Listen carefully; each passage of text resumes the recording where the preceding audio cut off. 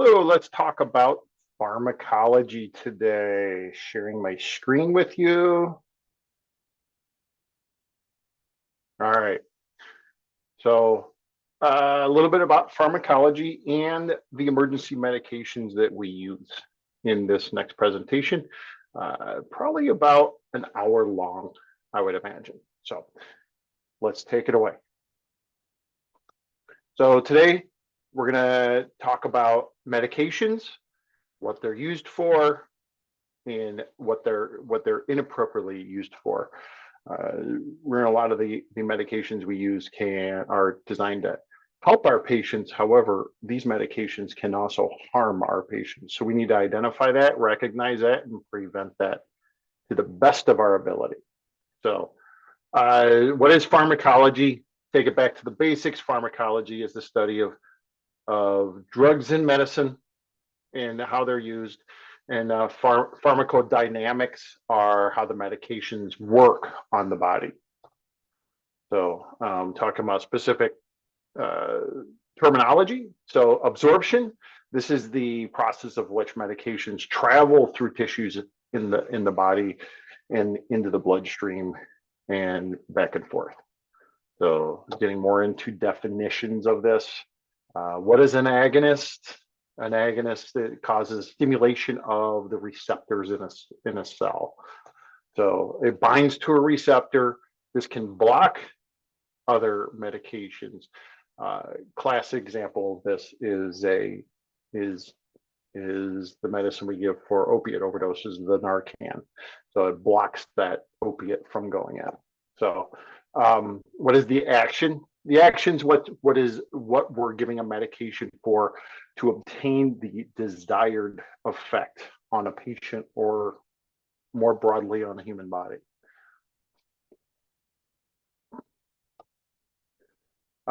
Indication, this is when the use of medications, what we would use a specific medication for to treat a specific illness, i.e.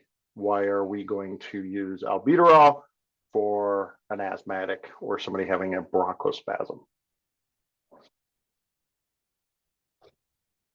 Contraindications.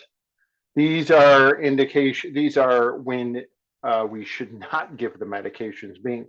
If we were to give these medications, it could potentially be harmful to administer that medication, and that otherwise would have a therapeutic effect or a therapeutic value. So there's most of the medications we have contraindications when you absolutely don't do that. So side effects are undesirable effects on a patient. They're often predictable. Let's actually look at that more broadly. Some side effects are undesirable, but some side effects are actually desirable, and that's how they found that some of the medications that are out there are actually given for other problems because they were initially given for one problem, found that they had this side effect, fixes this other problem. And so the route, how are these medications going to be administered? How is the medication going to enter the body? The dosing, this is the specific amount of medication that is given. And then they go into what is the therapeutic dosing and what is a harmful dosing. There's gigantic databases of what's therapeutic and what's not, i.e. enter Poison Control Center. Medication names. There's thousands of different medication names. Some medications have more than one name. Some medications have more than 5 names. All the same thing, meaning the same thing. So let's talk specifically about the names in particular and how they work. So prescription medications, over-the-counter medication. So if you see a medication that says OTC, that's over-the-counter, very common. You have street drugs and all the different names that go with them. Herbal medications, which literally have also medicinal and medical names for some of those herbal meds, enhancement drugs, vitamin supplements, and this is just grazing the definitions of a lot of this. That's in the, when we start talking about the specific company names and generic names, let's talk a little bit about that. So in a generic name, that's the non-proprietary name. So the original chemical name of the medication. So like ibuprofen or acetaminophen have bigger names, Motrin and Tylenol, right? So that's where trade names come in. So that's the trade name, Motrin, Tylenol, Advil, the list goes on. You run into the breathing medicines, you'll have albuterol, you'll have Proventil, same thing. It's all back to the generic or the trade name. And then when you talk about those, you have to talk about how is the medication, what form of medication is it? And there is a plethora of different forms of medication in medication makeups that do this.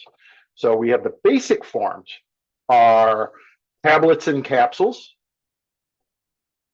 just how it sounds, tablet or a capsule, everybody knows what that is. Solutions and suspensions, a lot of pediatric dosing and a lot of over-the-counter pediatric medications, albuterol, ibuprofen, Tylenol, you can buy in a bottle that's dosed for pediatric dosing. Metered dose inhalers, otherwise you'll hear somebody refer to that as a puffer. Excuse me. And topical medications. These are medications can be given on the skin and absorbed through. And then transcutaneous medications. I'm sorry, back up to topical. This is for a particular area on the skin and treating area. Transcutaneous medications, like a paste, is something that's absorbed through the skin. So the difference between a topical medication, if you ever use Benadryl cream or hydrocortisone cream, that's a topical medication. But transcutaneous medications are the nitroglycerin, there's pain patches you'll see that absorb through the skin, that kind of stuff. And then gels you'll see, and gases for inhalation, laughing gas for that matter. So there we go. Those are the basic forms. And really, there's a lot of different forms, and as we go forward 10 years from now, there's going to be even different ways of giving medications, or even easier or harder for that matter. So backing up, and we're talking about each one specifically. So tablets and capsules.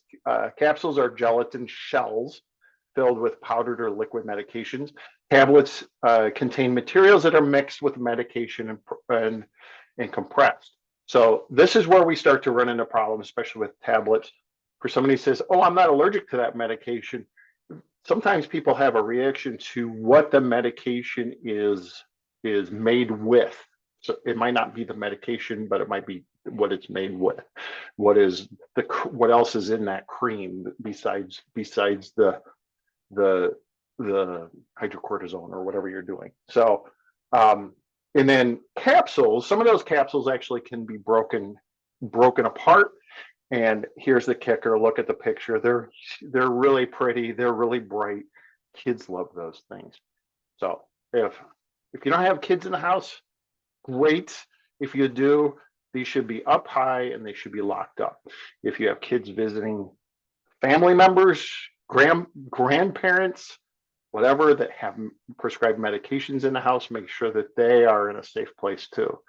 Because as you move forward in your career, you are going to have a case that the child was visiting grandma and got into the little orange pills that were around, otherwise known as metoprolol.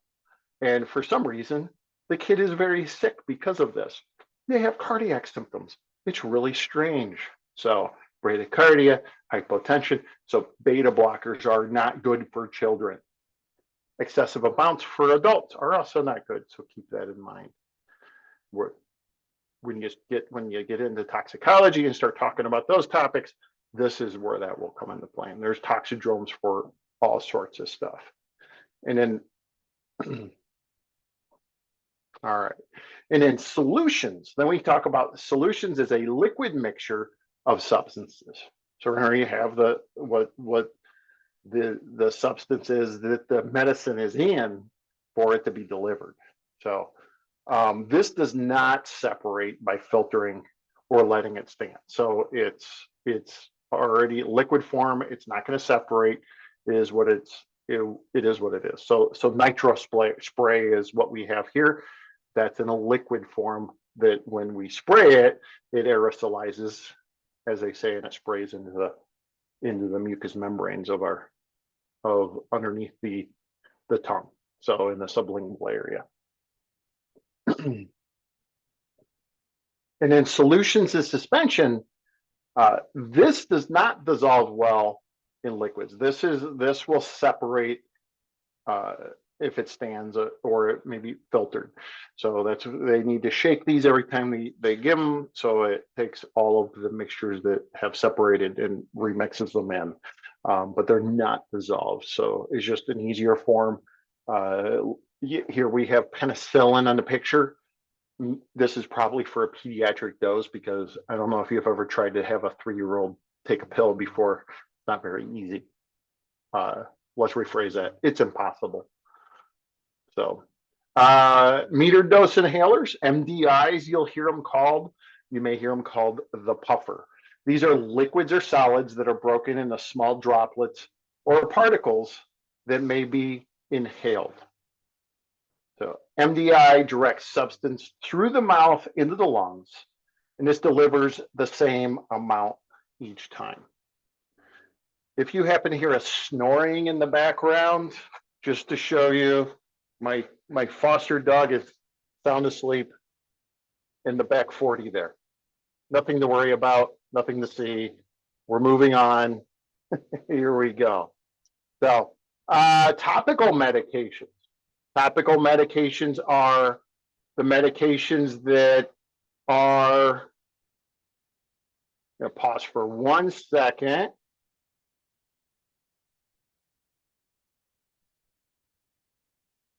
Topical medications are the medications that are given for an area of the skin or surface only for that particular area. This is like lotions, calamine lotion, hydrocortisone cream. We talked a little bit about these, and Neosporin, the ointments that we give, the triple antibiotic ointment, and so on and so forth. So, all right. Sorry for the delay there. Let's move on. So in gels are a semi-liquid material. These are administered in capsules or through plastic tubes. An example is oral glucose that we give to patients with diabetes. I want you to think hard about when you give an oral glucose to a patient with diabetes. One thing needs to be taken into account when you do that.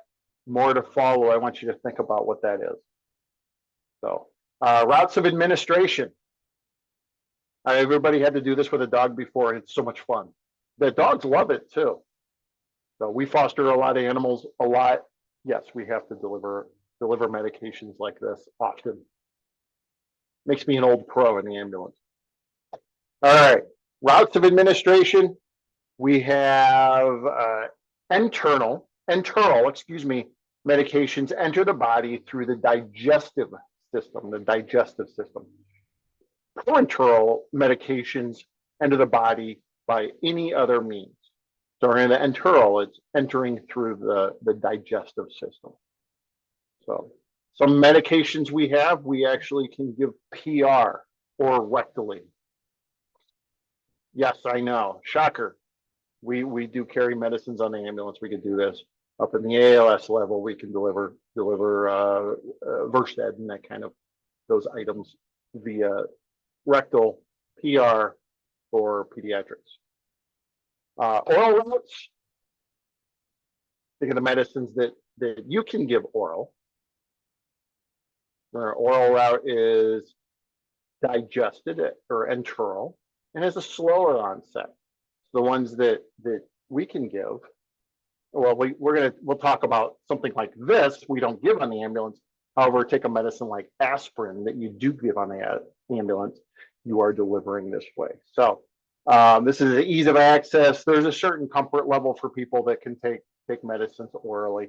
There's not an injection. They don't have to hold anything under their tongue, and people are usually familiar with those particular medications.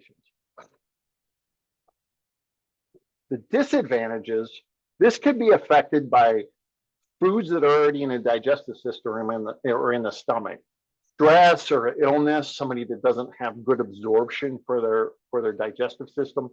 And this is empty versus a full stomach, which I kind of already said. So, and then let's talk specifically about the medicines you can give and why you would give them. So aspirin back in the day, I mean, it still does. It still does. People don't literally turn to this for pain reduction or inflammation control because we use Motrin and Tylenol for that. But this also does reduce fever. This is one of the things that when I was a kid, we used to take aspirin a lot.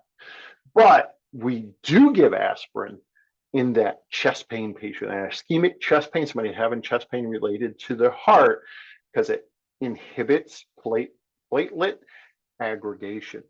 And if you say, what the heck does aggregation mean? That means a collection. So what that does, it basically makes those platelets a little more slippery so they slide away. They don't get stuck together. So, but what would contraindications be for this? This contraindications would be a hypersensitivity to aspirin. Hello, don't do that. If they're allergic to it or they're hypersensitive to it, don't give aspirin.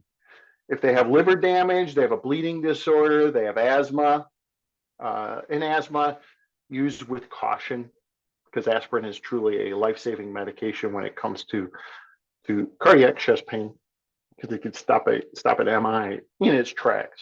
And then contraindications, we shouldn't be giving it to children with a fever-causing illness.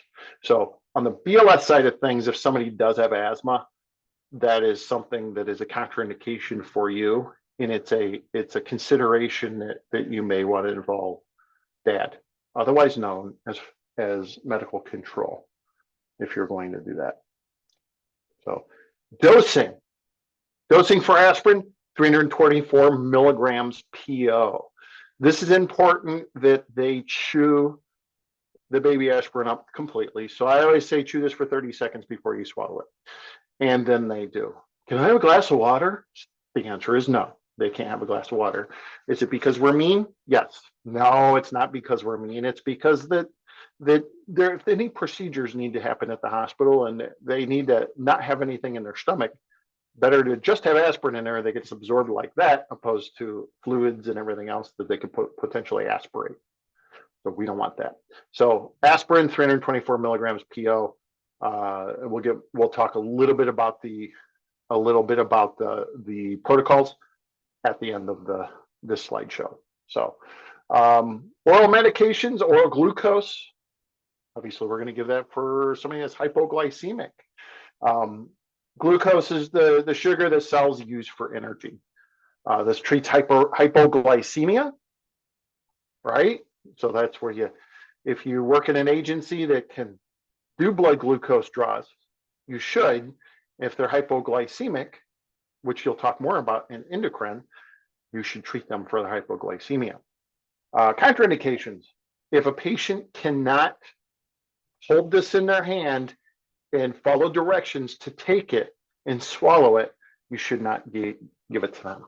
If they have some reason they're unable to swallow, you should not give that to them, because you could potentially be causing a route for aspiration into the lungs. If we aspirate into the lungs, that's not good. That's not good. So, all right. So the dosing of oral glucose the standard dose you'll see in a tube is 15 grams. And it's buccal or oral, and you give it between the cheek and the gums. Absorption, most of the time someone will let it dissolve. Most people will swallow it. It's going to get in the system either way. It gets a lot into the system by absorption that way too. So next one, inhaled meds. Inhaled meds. This is the most common that EMS uses is oxygen. And remember all your different oxygen delivery devices that we use. We could use a nasal cannula. We could use a non-rebreather. Now nasal cannulas also come with capnography. You may see that in the agencies where you're working or writing. So more to come, more to come. So more inhaled medications. They have different ways of the metered dose inhalers or nebulizers. So this is a form of a metered dose inhaler. One puff delivers the amount that they need to inhale. They inhale through the chamber, opposed to a nebulizer that creates a mist by a machine or oxygen that creates a mist. They inhale the mist. So here's what you guys need to take into consideration. When you're delivering a nebulized medication, anything that they exhale is now could potentially be aerosolized as they're exhaling through the nebulizer. This makes whatever germs they have in their lungs that much more contagious and has significantly amount more ability to bind with you when you inhale. So when you're giving these, protect yourself, wear an N95. All right.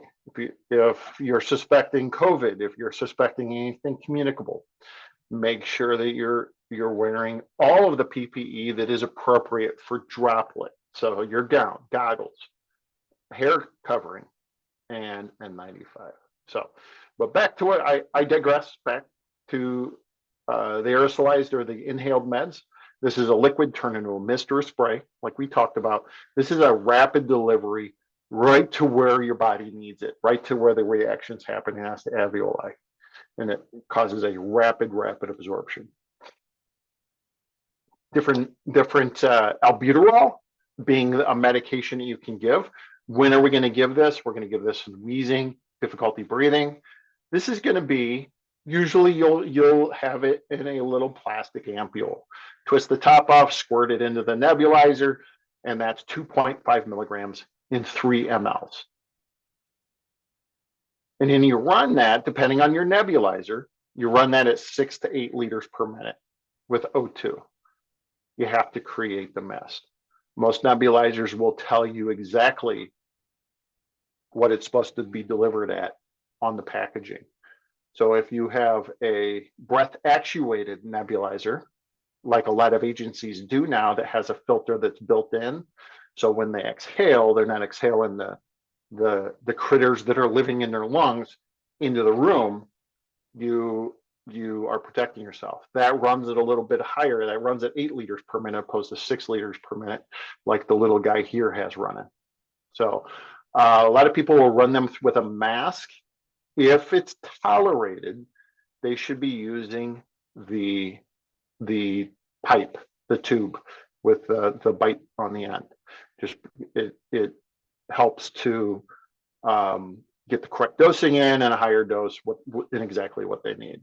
If a patient doesn't tolerate it, maybe a mask is in order. But if you're going to give it because the patient's too tired to hold the tube in their mouth, perhaps they need it in an inline nebulizer while you ventilate them. Or, hey, here's a concept too. Put them on CPAP. Run this through CPAP if that's what is causing their problem. There are ways around it that works very well, and it works quickly, especially if you're using somebody that's in a lot of distress, using albuterol with CPAP. Get that positive pressure, pop them open, stent those lungs open, and deliver the medicine where it needs to go. All right, now next, let's talk about a different absorption area. Let's talk about the sublingual area, that area underneath the tongue. The medicines we help with as a basic EMT are nitro. So the nitro can I help you with your nitroglycerin? You have, this is 0.4 milligram tablets. They just go underneath the tongue and they dissolve. This does a rapid onset, has a large blood supply that will happen with this. What's happening with this is, with nitroglycerin, which we'll talk a little bit more about, it causes vasodilation. So if somebody's having chest pain, you're going to cause vasodilation and decrease the flow to the heart a little bit, but it also creates vasodilation around the heart to those cardiac muscles that are delivering blood and oxygenated blood to the heart. So that's a good thing. However, this can cause, because of that vasodilation, it can cause a pretty significant decrease in blood pressure. So that's why you're going to have a magic number of 120 systolic that you're going to be able to zero in on and say, oh, we won't be taking your nitroglycerin because your blood pressure is too low. So what's the advantages of this? This is easy and it's quick absorption. Disadvantages of sublingual, oral, anything you put in their mouth, it could cause potential choking. So if they're altered, they can't follow your commands. They're already compromised in some other ways. You could potentially give them a choking hazard. And obviously you're not going to go putting anything underneath somebody's tongue if they're not cooperating with you. Just don't do it. So the action of nitroglycerin, we talked about. Vasodilation increases blood flow to the heart. Also decreases the workload of the heart a little bit because it decreases the amount of blood going to the heart. So when are we going to give this? This is when we're going to suspect cardiac related chest pain. If a 25-year-old was just in a car accident and we're wearing a seatbelt and they have chest pain right where the seatbelt was, and it hurts to breathe, it hurts when you push on it, most likely not chest pain. Any other chest pain could potentially be cardiac related and in nature. So that almost all chest pain, we have to keep that in our brains, that what if this is cardiac chest pain? That's why if you're following this protocol, and your agencies have equipped you, you can do 12 lead and transmit that to the hospital also. Note, don't give nitroglycerin until you've done a 12 lead and obtained a full set of vital signs and they're safe. All right, so knowing the vital signs are safe, what is that contraindication? We talked about it. Everybody remembers it's 120, right? So don't give it under 120. And if you do a 12 lead before this and it spits out STEMI suspected, transmit that to the hospital as soon as possible. Call the hospital and ask them for a path of travel. What would you like me to do? Because one of the types of STEMIs and the damage of the particular area of the heart can cause that blood pressure to significantly drop to the point where they could potentially arrest. That's bad. You don't want that to happen. So we prevent that by doing vital signs. And it'd be on the safe side, always call dad if somebody's actually showing an active STEMI on the 12 lead. If you want to know more about STEMIs and 12 leads, I encourage you to, when you're done with EMT class, to continue with your education and get into the more advanced sides of things, because EKGs takes quite a bit of work and studying to actually understand. So I digress. What are the side effects of nitroglycerin? A headache, because of the vasodilation, right? It can decrease your blood pressure, same thing. And then we have to wait 5 minutes between doses, because that's in your system for 5 minutes, and it's before it's safe to give again. So if you give another nitroglycerin in less than 5 minutes, it's going to increase the chance of the blood pressure will fall off. And then the dosing is 0.4 milligrams sublingual. Sublingual is underneath the tongue so it can absorb. All right, here's the next thing. Intranasal. So for you guys are going to, let's talk about what it is first. Intranasal is you're going to inject right in a nostril via an atomizer. a mucosal atomizer device, a MAD device, you'll hear it. So when you do that, when you have this is injected into that with an atomizer, it sprays it out in a big mess, and the nasal mucosa that is in that area is really, really vascularized. Part of its job is to warm air when it comes in, so it puts a lot of vasculature in there, a lot of blood goes through there, so it's rapidly absorbed when that happens. So what the advantage of this is super easy. We can give this very quick. The disadvantage, nobody wants these things up their nose, right? So what do we give for the as intranasal? We give Narcan. So, and then when we talk about Narcan, Narcan is also known as naloxone. Naloxone is an antagonist, an opioid antagonist. Rear antagonists, they compete for the receptor in the cell. This is actually a stronger competitor, as they say, and actually will fill that receptor and block the effects of an opioid, like heroin. So, which heroin can cause that decreased respiratory drive and unconsciousness, the whole 9 yards. So, this blocks the action of the opioid medication, morphine, heroin, that kind of stuff. We talked about that. When are we going to give this? If we suspect an opiate overdose with inadequate breathing.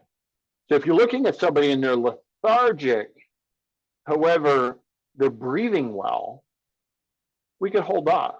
It's when their breathing becomes inadequate. If there's only a tool to help us with that, if they let you and you are trained and your agency has equipped you to do so, use capnography.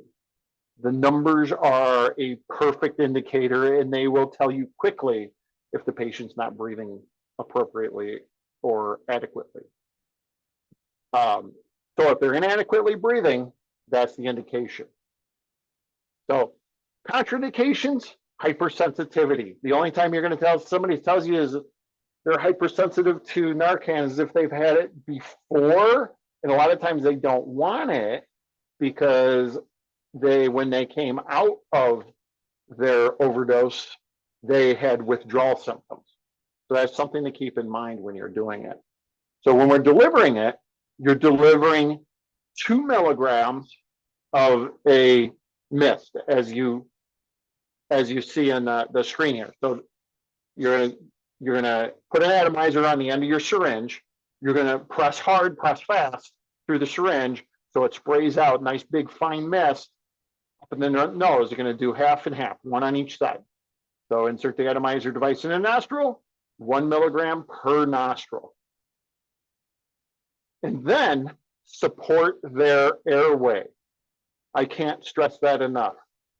If you come upon a person you're suspecting is having an opiate overdose and they're not breathing adequately, don't do the Narcan to start. Don't forget to do the ABCs, because if they're not breathing, that's your job. You have to breathe for the patient. ABCs, airway and breathing, come before Narcan. So once you start breathing for the patient, I like to say ventilate them till they're to their happy spot. Because if you were to you're going to give them a dose without doing that, they may start breathing again on their own. However, they're going to be in a very unhappy spot because their body is going to be in a very toxic state because they haven't been breathing for a while. So they're going to potentially become sick and all sorts of ill effects that come with this. However, if you ventilate them, they're going to just come out of this like they just woke up. And then they'll tell you, I don't do drugs. Very common. Oh, somebody slipped you a Mickey. All right.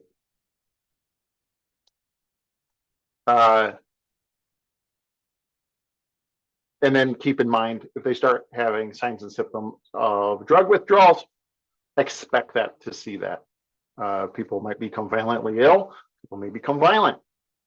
Just Protect yourself, protect the patient. Remember, they are coming out of a near-death experience that they don't really realize that is happening to them. So just keep that in mind. If you give Narcan and it doesn't work in 30 seconds, keep ventilating. The Narcan will work. Just keep ventilating. After a couple minutes, it doesn't work, to do it. It's very common to go on scene that they have somebody has given Narcan. They've given 4 or 5 doses of the Narcan, which is the thumb injectors, which some of you may actually have, because that's if you go pick up Narcan from the county, that the county is given to agencies to hand out to their members, or if you buy it in the drugstore, it's 4 milligram increments that's in one nasal atomizer. So just keep that in mind. That's also what the police are carrying, is those 4 milligram atomizers. Some first response fire departments are carrying the same thing. So 1 dose, support the airway, let it work. Let it work. All right, I've talked a lot about Narcan. Sorry about that. That's a little bit of a soapbox moment for me. So intramuscular, well, moving on, we can give, what can we give intramuscular? We're going to talk specifically about this. Epinephrine is one of them. So sorry about this slide. This is the incorrect way to deliver a auto-inject device, unless you want epinephrine in your thumb, because everybody is excited when this is happening. And if you hold it upside down and then press down, your thumb triggers it.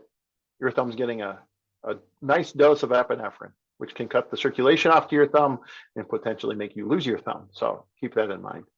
But this is we're in a parenteral route. It's injected directly into the muscle, and it has a moderate onset. But the onset being more moderate, slower onset, and then it will be in the system a little bit longer because of the slower absorption. All right. This is quick and easy. This has, in the intramuscular, is stable blood flow to the muscles. We used to give epinephrine back in quite a while ago. We used to give that subcutaneous, and that way they figured that, well, nothing's even getting into the system after doing that. So we stopped doing that a long time ago. Disadvantages, now you have to use a needle. So when it comes to epinephrine use for you guys, that's going to be a specific agency trained topic that you're going to be qualified to use through your agency. So you'll have to go through more training for that. Specifically, how to stab somebody in the muscle with a needle. So have fun. You'll probably be poking oranges or something like that. That's how we train our guys. But you have to use a needle. So now you have a dirty sharp that could potentially injure somebody.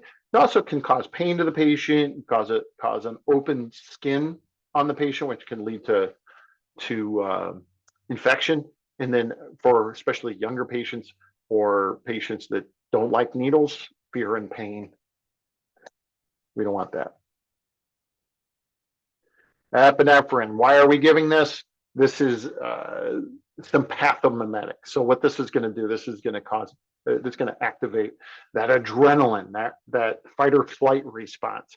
So when we're giving this for anaphylaxis, it causes peripheral vascular constriction. It causes bronchodilation. So if somebody's having, their lungs are closing off and they are dumping fluids, that third space, as they say, because of major blood or major vascular dilation, this will reverse that. This also helps with opening the airway. So if somebody feels like, oh, my throat feels like it's closing off, this will block and reverse that to prevent an airway issue from happening. So you'll see different types. The medication you see on the left, that is actually delivered in an ampule. And the one on the right is delivered in a vial. If you're using an ampule, be very careful, because if you see where the little white line is, where it's beveled, that is the break point. After you break it, it is glass. It is sharp. If you haven't ever broken one of these, the chances of you cutting yourself are high because it happens to the best of us. If you have, usually if you have like the check and eject, which you'll hear, which is actually the epidraws kits that are out there, have the vials that are in there that are on the right. So you just pop the cap off that, check your, don't forget your, which we're going to talk about, those 6 rights, and then making sure you deliver it. So epinephrine we can deliver IM. It's called vasoconstriction, bronchodilation. We give 0.3 IM in severe allergic reaction. That's the adult dose. Pediatric dose is 0.15, so half of that. All right. Moving on, transcutaneous. Transcutaneous, different. This is where we're going to cause absorption through the skin. So these types of things, a Lido patch for pain control and nitroglycerin, or somebody might be on that. Maybe they take that instead of pills underneath the tongue, or somebody might be on a lot constantly. So it could be transdermal. You'll also hear transcutaneous called. It's absorbed through the skin, and it causes systemic effects. So and the examples are what we see up there. We're looking for the systemic reaction for those. So medications, if you touch the medications with your skin, you will absorb it just like the patient. So if you are not wearing gloves, number one, shame on you. Number two, any medication that's on that is now going to be in your system. So all the effects that you're looking to happen with the nitroglycerin for the patient, expect those to happen yourself. So have a nice headache. See you after. All right. Other route, subcutaneous. This is actually just through the skin, and the subcutaneous tissue of your skin is what we're looking for. So this is a parenteral route. It's just beneath the skin, slow onset, variable absorption because of the vasculature in that area. So in the subcutaneous area, doesn't have vasculature like an IM, the muscular area does. So that's one of the reasons we don't give this.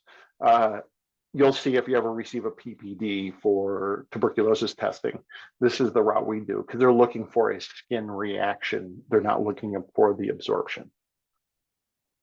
Intravenous, you guys are not going to be starting IVs. However, you might be exposed to this. You may be asked to set up equipment, but intravenous route is through a vein. So we're going to cannulate a IV catheter directly into a vein. And there you go, parenteral route with a rapid onset. It's going right into the vasculature, right into the bloodstream, and it's delivered quickly through the heart and get the reaction we need depending on what it is that we're giving. So on the ALS level, there is a box full of medicine that we will give intravenously for the different reactions we'll get from that. So interosseous, this is something you'll see in cardiac arrest, critical patients. You see they have different routes that we can go. We can go either the proximal or the proximal tibia or the distal. Also, they have sternal routes. You ever see that? You won't see it in our region. They have humeral head routes also, which is very, very common in our area, and quick delivery routes. So the ones you'll see is the proximal tibial and the humeral heads mostly in our area. So handy tool to have, kind of more of a last resort. Cardiac arrest stuff, we're really trying to get an IV in first because of the delivery. However, if you can't do that, then we'll see that IO, the interosseous. So fast absorption. And for your viewing pleasure, if I can get it to work, let's watch a video.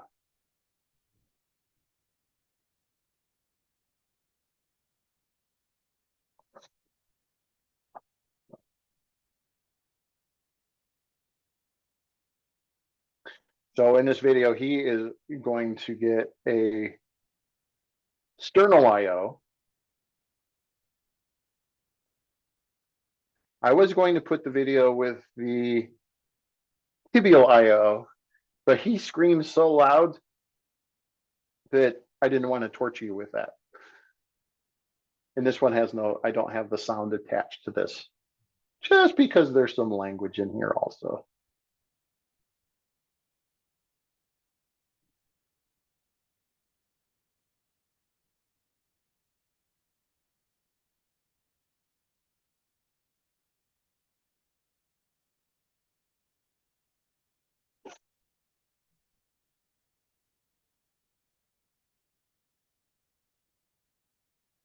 So obviously we're not going to use a sternal head IO in a cardiac arrest situation, but some areas for a critical patient, it does have its place.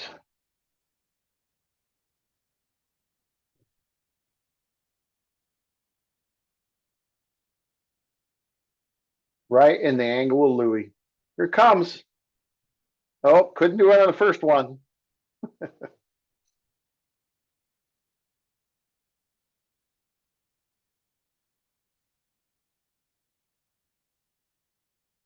Nice gloves.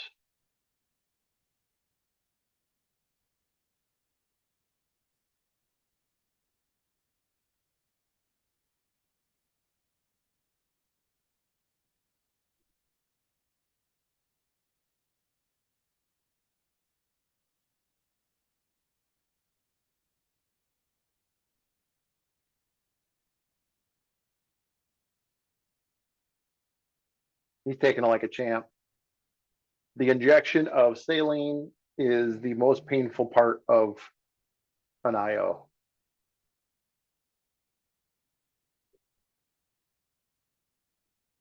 Oh, the military. And they're being tested for every single disease known to man. All right, so that's a sternal IO. It's fun to watch. Okay, I'm not gonna lie, it's kind of fun to do too. Haven't done the sternal. The humeral head is my go-to, and tibial is my next. So, all right. So talking about the routes of administration. So we've been through here. Remember the different routes we have is enteral, is PR, oral, parenteral is the IV. This is through the digestive system, basically enteral, and then whatever's left is a parenteral. All right. So the medications and these are the emergency medications that you guys are going to be using. So remember, these medications, you have different protocols to follow. I'm going to quickly show you the protocols at the end. However, I encourage and suggest and almost demand you go pull up the statewide protocols for New York State basic EMT, because these are spelled out very good in here. So steps of administration, some of them we need online medical control. We administer medications in circumstances under standing orders. So that's online with medical control, offline with standing orders. And then our job is to follow the 6 routes of medication. Think about what those 6 rights, I said 6 routes, 6 rights of medication administration. What are those 6 rights? Right patient, right drug, right dose, right route, right time, and right documentation. All right, so you're getting into a situation where you think you're going to be doing this. So we need to do, what is the history? It includes finding out medications the patient is taking. Because of this, provides the clues we need to get to the patient's condition. So if you're having a hard time just talking to somebody, start by making them smile. That's always the best place to start. You can't have a conversation with somebody and just to get a smile out of them. Going down this path comfortably for you may be difficult. So provide vital clues on their condition. Because if you can't find out those clues, you can't safely treat them.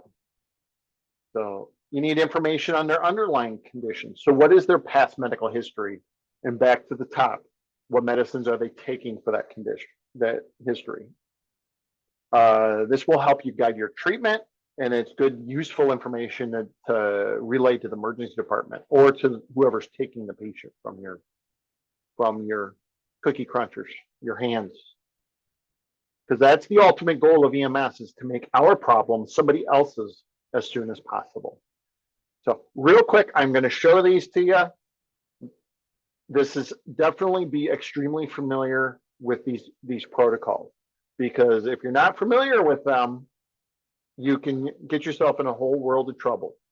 I invite you to have these available to you. If you do not have the New York State protocols or an app on your phone, please do. That's going to save us all. You don't want to mistreat a patient.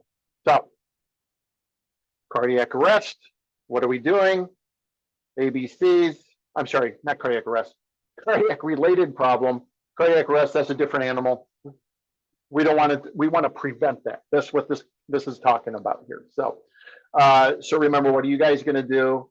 All providers, as you look at the criteria, what is for suspected chest pain, who's doing it? So it's CFR and all providers. So this follows, you're going to be above a CFR.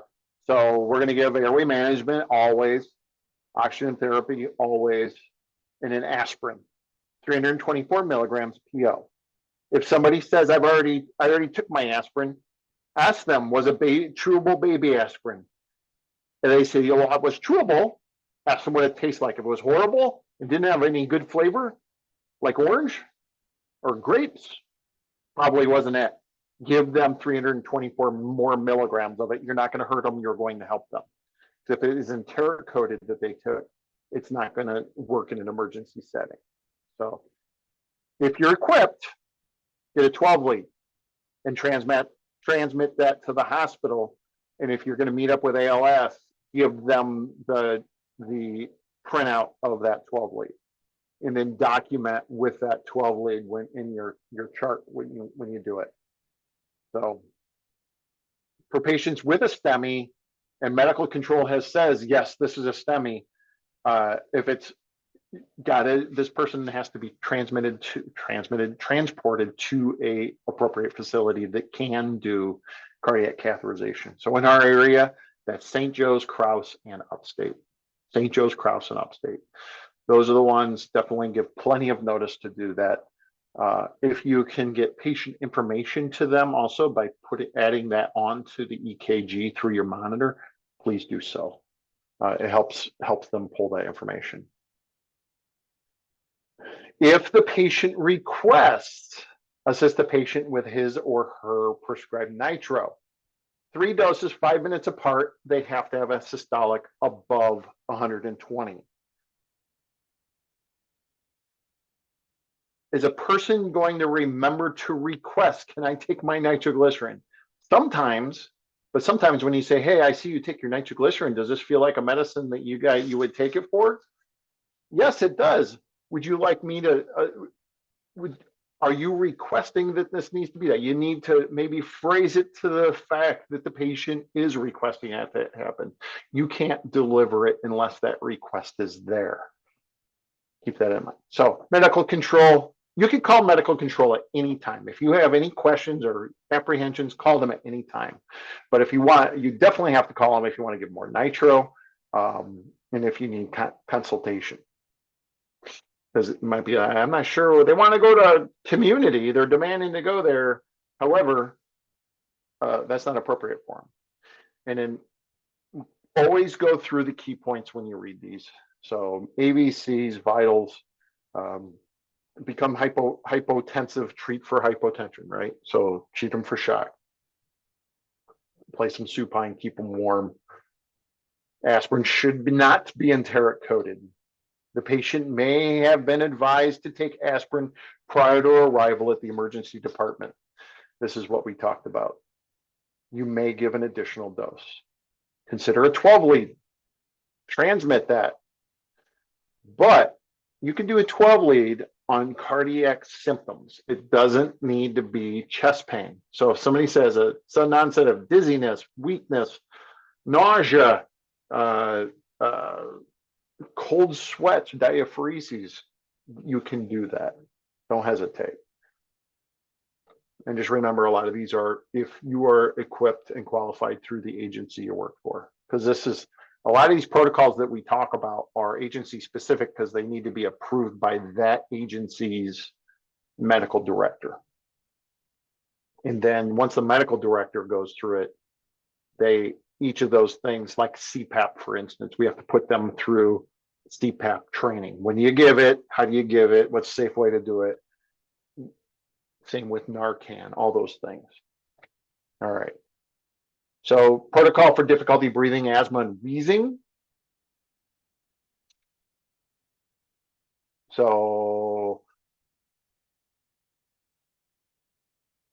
patients with an effective but increased work of breathing or wheezing, increased work of breathing. So if you're standing here looking at somebody and it looks like every breath is a chore, that's increased work of breathing.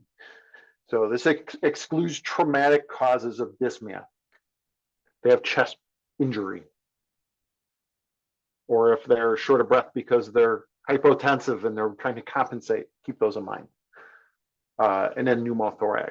Identifying a pneumothorax is very important. So lung sounds, part of your primary assessment.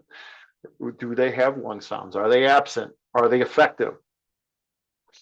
Assess for foreign body airway obstruction. Let me zoom this in for you.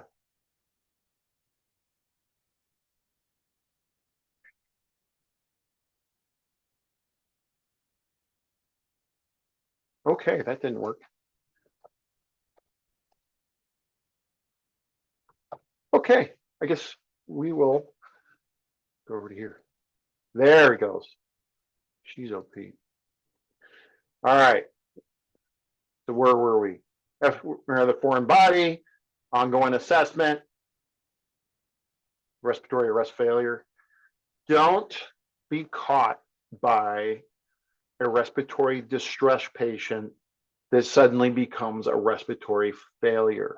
Ongoing assessment is huge. Make sure that you're assessing and reassessing, keeping an eye on somebody. If they're short of breath, coaching goes a long way. If suddenly their mentation goes to crap and they start to pant and breathe like a guppy, that's down the lines of respiratory failure. They need your help.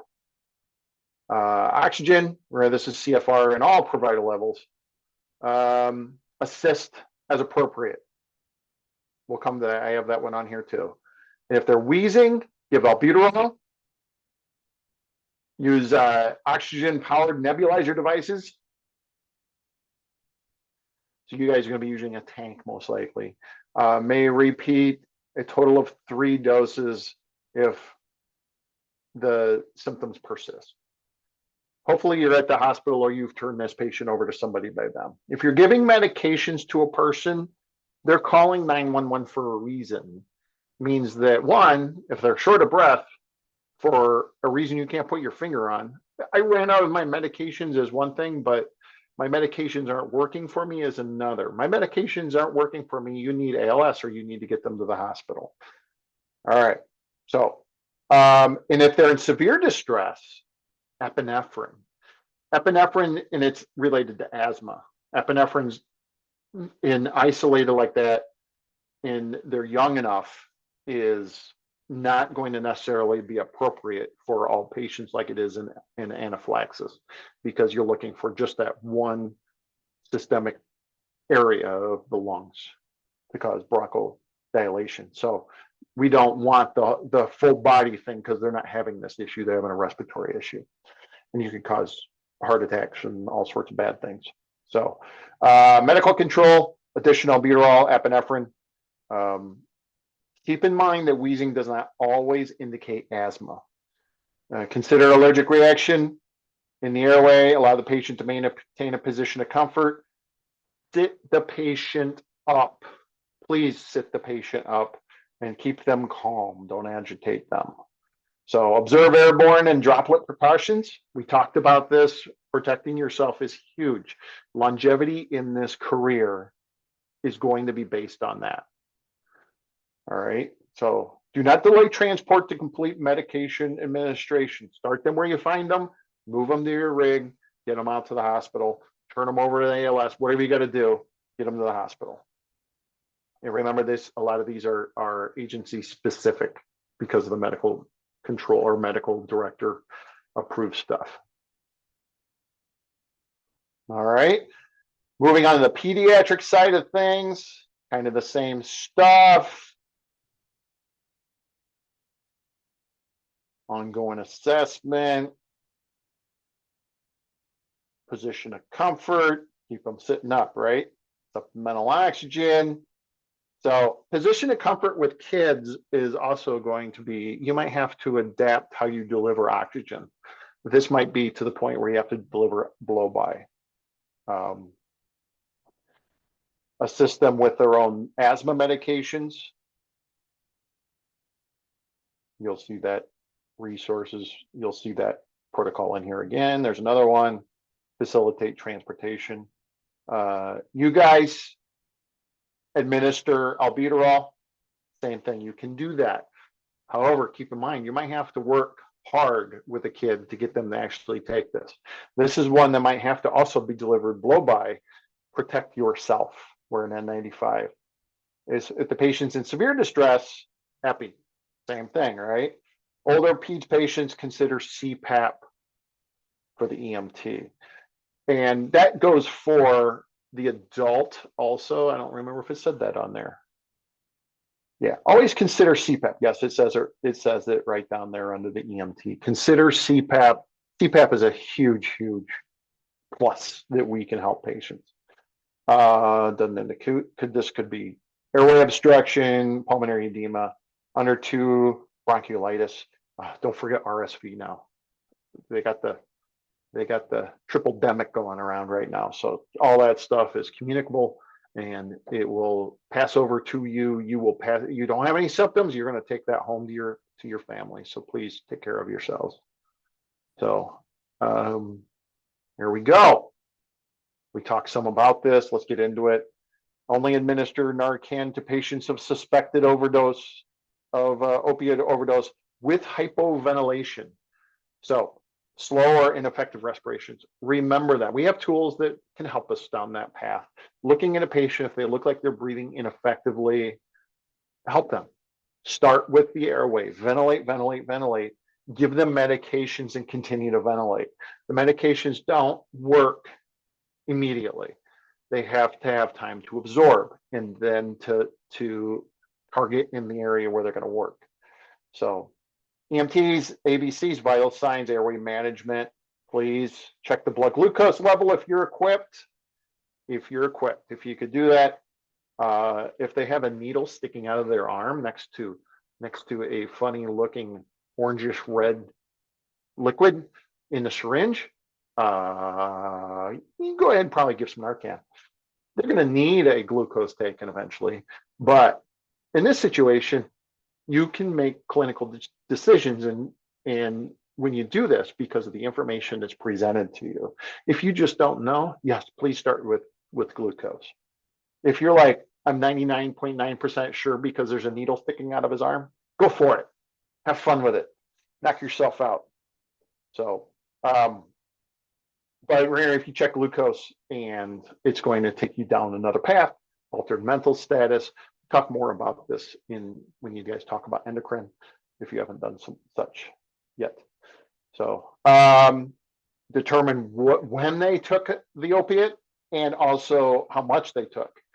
If it's with opiate overdose and hypoventilation, you could deliver 2 milligrams intranasal, 1 milligram per nostril, and you can repeat that in 5 minutes, not in 1 minute, not in 3 minutes, 5 minutes. Support the airway for 5 minutes.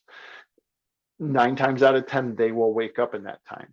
Those that don't wake up might have something else that's the problem.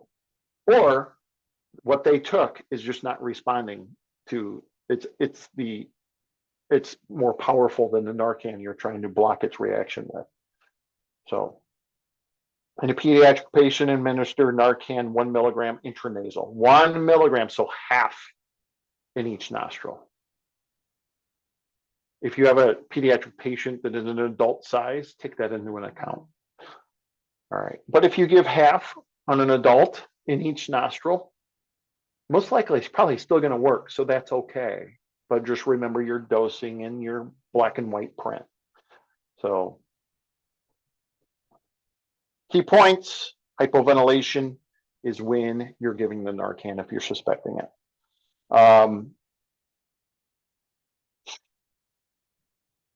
You may have a substitute what you're using for the boxes, like you saw in the picture, of naloxone or Narcan to the 4 milligram thumb doses of the atomizers that we're seeing on.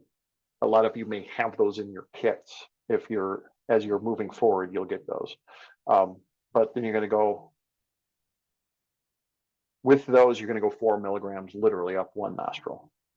The ALS provider should be aware. ALS providers may titrate the naloxone. Titrate, if you don't know what that means we're going to give small doses until we get the desired effect.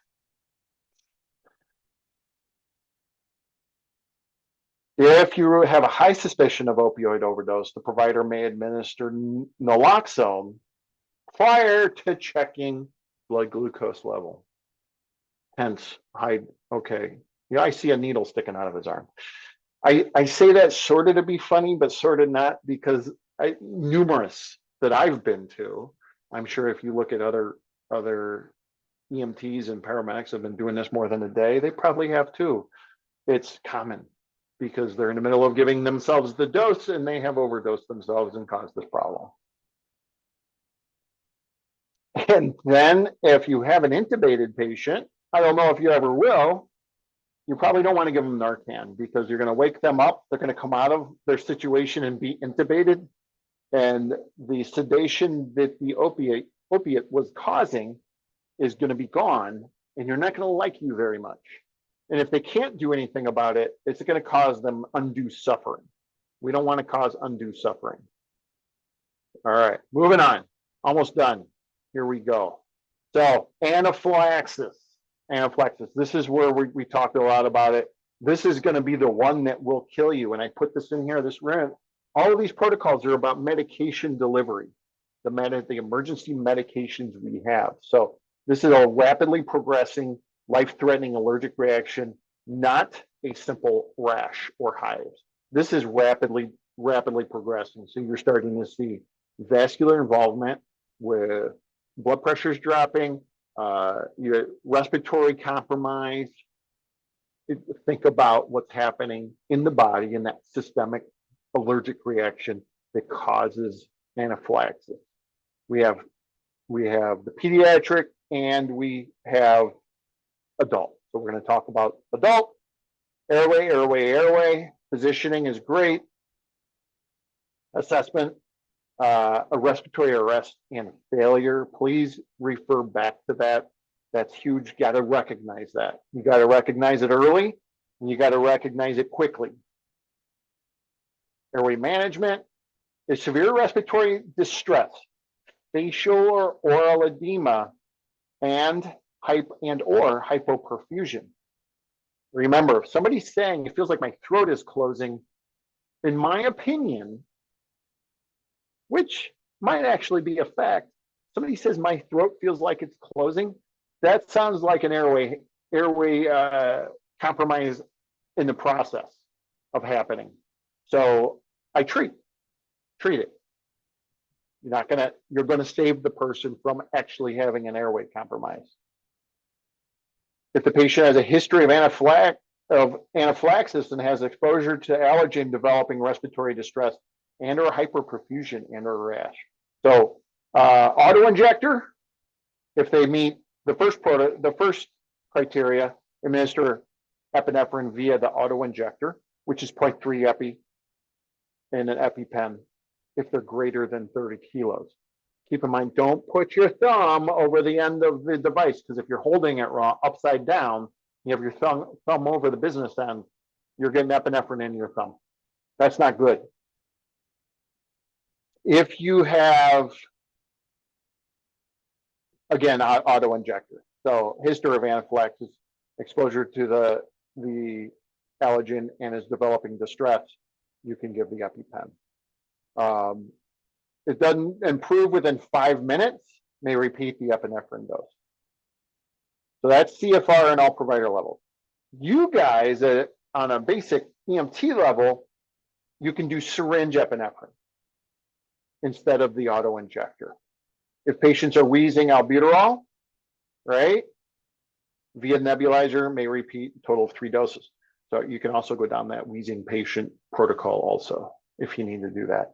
So a lot of agencies are not doing the auto injectors if they're a transporting agency, because they're going to the syringe epinephrine because of cost. Those auto injectors are significantly more expensive than the draw up epinephrine. So syringe epi. So goes back to IM injection. We need to do that. So additional doses past what you're trained to do, 0.3 milligrams per. An additional albuterol, same thing. Key points.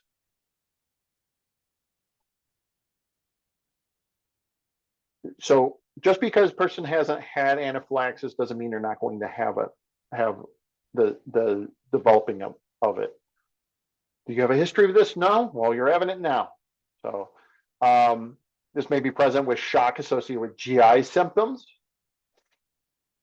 Shock, so think shock, nausea, vomiting, abdominal pain, diarrhea. Think of what is the reason that's happening. What is that, an anaphylactic sign, or is that an allergic reaction sign?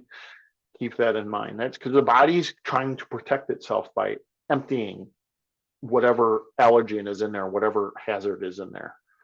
So, and then, yeah, keep in mind anything with a star on it is equipped or trained. So good. And then we talk about the pediatric side of things. We talk about peds, same thing. You're looking for all that. Don't force anybody to lie down. They say child, but don't make it's positioning. You want everybody sitting up that's having respiratory stuff. Watch for respiratory failure. Easy. Epi auto injector. If you have to use an adult, better than some than none, but the pediatric auto injector is 0.15. In your situations, you guys are going to you have the difference between severe respiratory distress, facial trauma, hypoperfusion, or if they have a history of the anaphylaxis that leads to develop the respiratory distress and hypoperfusion, you can do the auto injectors also. So I'm sorry, let's back up. Dosing, if they're over 30 kilos, so about 60 pounds. If they're under 30 kilos, you're going to do 0.15. Over 30 kilos, give an adult dose 0.3. And then adult, same thing on the other one. I was about to tell you wrong because I wasn't paying close enough attention, but I'm paying attention now. So if the patient does not improve within 5 minutes, you can repeat. So back to the EMTs, same thing. Under 30 milligram or kilograms, you're going to be doing pediatric dose versus an adult dose. So 0.3 versus 1.5. Correction, 0.15. I'm having issues. Hopefully this ends soon. Oh, look at that. One more slide. So if they're wheezing, you could also do albuterol. Remember, because that doesn't mean you can't use CPAP if they're in that amount of distress. It goes back to doing your best clinical decision making and knowing what you know. So key points, same thing. Infant auto ejector, 0.1 milligram may be substituted for patients. If you work at an agency that has one of each size of auto injectors, God bless you all. That's awesome. Moving on to oxygen administration. Applies to adult and pediatric patients. Goes down. Why do I have oxygen here? Because this is another drug basically we're giving. So recognizing respiratory distress from respiratory failure, non-rebreather, 10 to 15 liters, or nasal cannula, 2 to 6, depending on the appropriateness of the patient. So we want to maintain oxygen saturation above 94%. And with, if they have signs of dyspnea, then we also are going to deliver it. So kids with cardiac conditions, they have a baseline of between 65 and 85. So if they have a hole between their atrium and their atria and their ventricles, they're going to be mixing oxygen and deoxygenated blood. So they're going to have a lower oxygen saturations rather than above 94. So this is where, hey, mom, I see this is happening. Do you know why that might be? Because the parents will usually know, or the caregivers will know why that's happening. And if they're going to say, oh, he's always like that. So this is something that's very common in Down syndrome kids. So infant oxygen needed should be provided at 0.5 to 2 liters per minute. With the appropriately sized nasal cannula, otherwise you might have to do blow-by. Carbon monoxide, remember, non-rebreather mask for carbon monoxide, because it's competing. The carbon monoxide goes back to the receptor sites, competing for space on that receptor site. So if you flood the patient with oxygen, 100% oxygen, it's going to win out over the carbon monoxide. So there's an entire protocol that goes specifically with that when you get into tox, you will be learning more about. Oxygen therapy using a BVM, 15 and 25. Basically the BVMs, some have a bag on them, a reservoir bag. The bag needs to be filled up. Same with a non-rebreather. And then we also can use adjuncts. So you have your nasal pharyngeal airways or your oral pharyngeal airways. Remember, sizing and appropriateness of when you use them was covered in your airway management. BVM assisted ventilation. Somebody who's actually breathing on their own, they may need assistance, because up here you may need to give, which it doesn't, oh, that's CFR. So up here, EMTs can do nebulizer devices at 6 to 8 liters, which we're going to give for meds. We could do CPAP for adult patients or for pediatric patients if they have the appropriate sizing. And with the sizing, it usually says what the sizing appropriate is for the patient in the packaging of the material. But you have to be trained and approved by your agency. Transport ventilators, if you have a place doing that. I don't know of anybody in our area that has those, but there's a specific written plan protocol for that. So blow-by oxygen may be required in some cases because kids won't maintain, or they won't be compliant with when you try to give them oxygen. Oxygen should be titrated to maintain a saturation just above 94% to treat signs of dyspnea. There's a situation in which the patient may be unstable and the hypoxia might be missed, major trauma. It is acceptable to place the patient on a non-rebreather.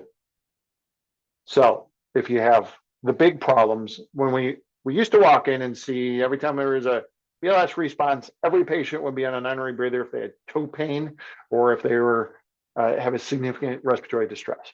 Now they really stress the point. If you don't know why that's the situation, put them on high flow. So you can think. And I promised you that you would have assisting the patient's medications, but I see that slide actually did not make it in here, and I am very sorry. I do encourage you, and right up to the point where I'm almost encouraging and suggesting and almost demanding you go to New York State and get the EMT basic protocols. All of these protocols are exactly what I cut and pasted into this presentation. They have different apps we can use. We use the Muru app in this area. which when you have your EMT, I highly suggest you get that, because all you have to do is pull up the problem, tell you what to do. It is not a sign of weakness to look at protocols when we're doing this. So as usual, I greatly appreciate your time today. And if you have any questions, please refer them over to your instructors. And if they can't answer them, I'm sure they will let me know. You guys have a great day.